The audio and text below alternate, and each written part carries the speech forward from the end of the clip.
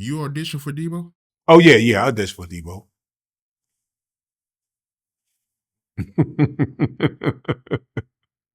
I didn't know it was a comedy, man. I didn't know it was a comedy. I thought it was serious. I went in, I was like real serious with the junk, man. And it's funny because F. Gary Gray was in the bathroom. I didn't know he was the director. He was in the bathroom, and I was in the bathroom before the audition.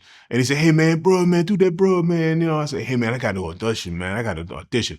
He said, "Don't worry about that. Don't worry about that." I say, "Nah, man, I got to audition." And then, man, when I went in the audition, he was sitting behind the desk, man. He was the director. I'm like, oh, man, he's in the bathroom telling me to do the bro, man thing. And I kind of like brushed it off, you know. But audition, I didn't know it was, I thought it was serious, man. I thought I went in there, man. It's just like class act. I thought that role of the guy we was beating up all the time, my man Lamont Johnson played. I thought that was supposed to be serious. I went in there, man. I did straight hard Nino Brown style. And after audition, the director and everybody was like looking. They was like, "Wow." They say, "You know this is a comedy, right?" I said, "Oh no, nah, man, I didn't know this was a comedy." They said, "Well, that was great, man. But you know, we gonna give you something up in here. That's another opportunity." You know, they gave me the part of beating him up all the time. But I didn't know, but I didn't know that part was a comedy, man. And you know, Tiny he did a good job anyway. You know, Tiny was one of my friends too. We used to always go to track meets, man. Mount Sac relays, may he rest in peace. Yeah, he killed that Deebo role. But I did hear you say when F. Gary Gray, when he asked you to, do the Broadman, that actually threw you off when it came to auditioning for Deebo. You wasn't in your right mind. Yeah, man, it did. It did. It kind of threw me off, man. You know, especially when I seen him sitting behind the desk, you know, as I'm auditioning for him. You know, I'm like, wow. And I was kind of all twisted. Now he probably think I can't act. But that's okay. But he threw me off, man. I was like, wow, you know. So I'm sitting back there. I'm in there trying to audition, and you know, I'm looking at him, thinking, dang, he asked me to do the thing, and I didn't. I did it.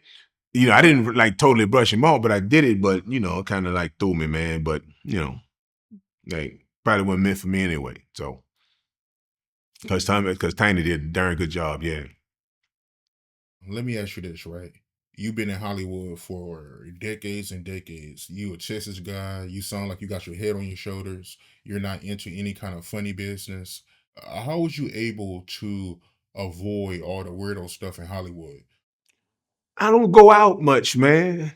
I don't go to the parties. I don't go to the, to the, all the extra activities that they have out, man, because I'm a home dude, man. I like being around my family.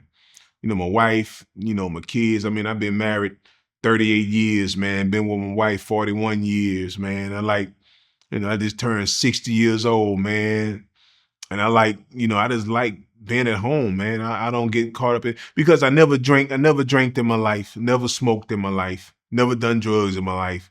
So I already got my girl. So it's like, what's out there for me? You know, it's nothing out there for me, man.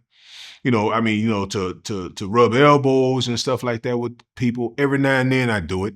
You know, then when I get invited to, like I say, when I got invited to the reboot, I mean reunion show, the Martin, and when I get invited to stuff like that, you know, I go out. Sometime some of my friends that that I respect a lot, you know, they might ask me to come do a show for them, like Dana and Green, or Guy Torrey, Joe Torrey, something like them types. They ask me to come do a show. I go out and do a show for them or something like that, man. You know, but other than that, I don't go out. That's how I stay. You know, and then somebody can make you do something that you don't like doing anyway.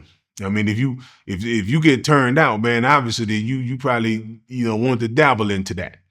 You know, so it ain't nothing I want to dabble in.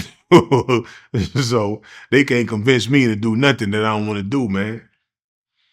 Unless they drug me up or something, without me knowing.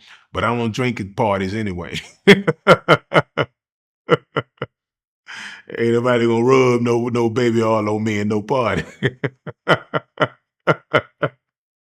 So yeah, man, that's how I make it. I'm at the crib, man. If somebody want to get me, hurt me, man, they know where I'm at. I'm at the house sitting on the couch, same spot.